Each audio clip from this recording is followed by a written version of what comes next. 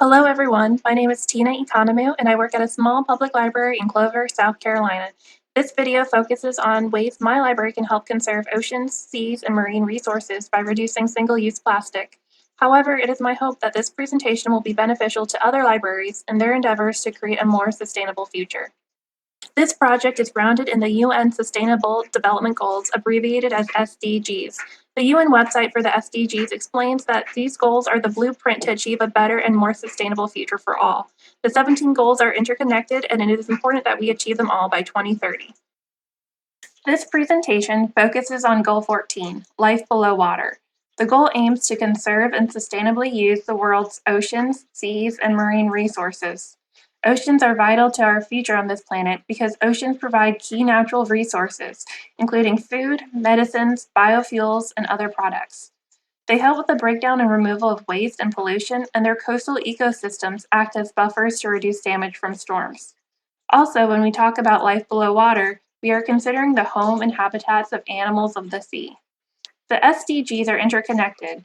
Goal 14 relates to other SDGs concerning poverty, reduced inequality, and economic growth. We are seeing nearly a third of the world's fish stocks overexploited. Oceans absorb about 30% of the carbon dioxide humans produce, but we are producing more carbon dioxide than ever before, and this is causing our oceans to become more acidic. This acidity affects marine organisms, such as coral and plankton. The impact of this acidity extends up the food chain and ultimately affects the economy and environment at large. Lastly, it is estimated that there are 13,000 pieces of plastic litter per square kilometer of the world's oceans. This information sounds bad, it is bad, but the SDGs provide doable targets for managing and protecting life below water. Specifically, I believe all libraries can address Target 14.1.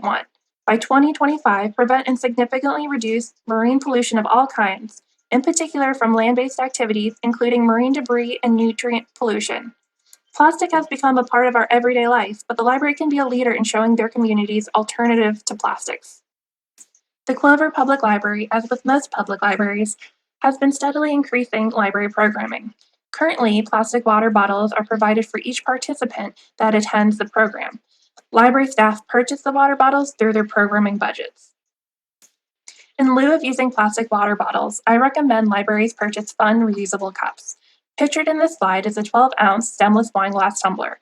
I wish these cups weren't called wine tumblers because they are truly perfect for all ages.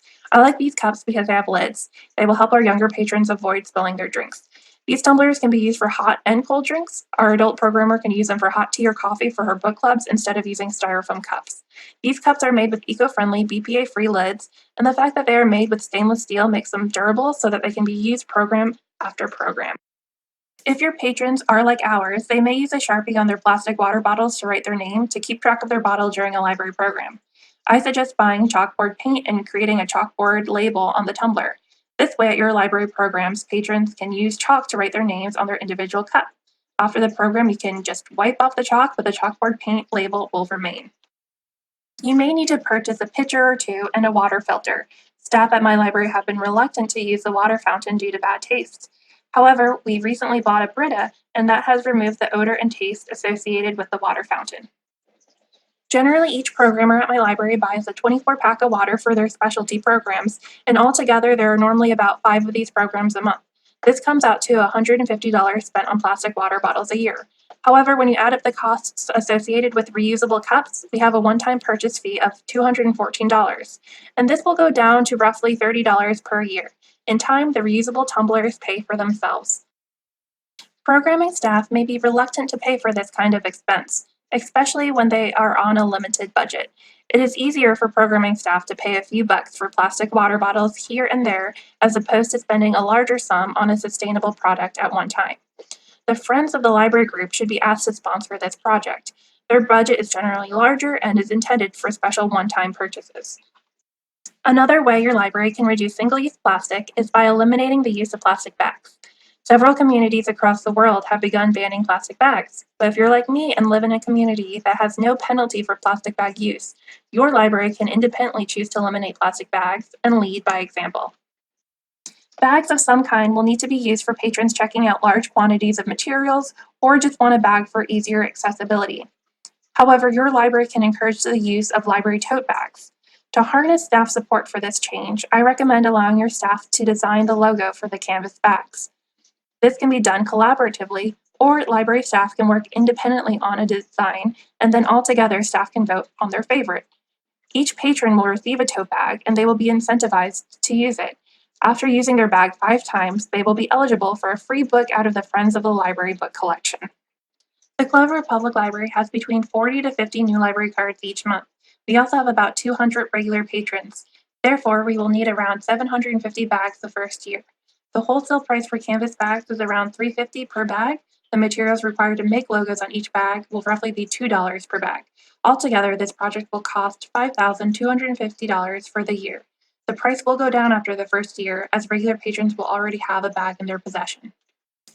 In researching for this presentation, I came across an article about how Charleston County Public Libraries decided to ditch their plastic bags. In 2017, in an effort to reduce waste in nearby waterways and oceans, all libraries in Charleston County decided to stop using single-use plastic bags. The library system was able to purchase 3,700 reusable bags with the help of a $6,400 grant from the National Marine Sanctuary and the National Oceanic and Atmospheric Administration's Marine Debris Program. I showed this map of South Carolina on the first slide. I wanted to highlight the rivers in South Carolina, specifically the Catawba River, which goes through York County, the county that my library is in. I believe partnerships can be formed with organizations that strive to conserve our country's rivers, and a partnership can alleviate the library's financial burden investing in this project. It is important that our institution takes seriously the UN Sustainable Development Goals. The International Federation of Library Associations and Institutions has stated libraries are key institutions for achieving the goals. As library professionals, we need to make sure we are relating our institutions to these global objectives. I do not expect my library to get rid of single-use plastic overnight. Additionally, there will be times when single-use plastic bags and water bottles are needed. We may have a performer at the library who insists on having a plastic water bottle during their performance. It may take a while before we have funding for canvas bags, but we can improve by switching from plastic bags to paper bags in the meantime. I stumbled across this meme while working on this presentation, and it is a wonderful way to conclude. We don't need a handful of people doing zero waste perfectly. We need millions doing it imperfectly. Thank you so much for your time.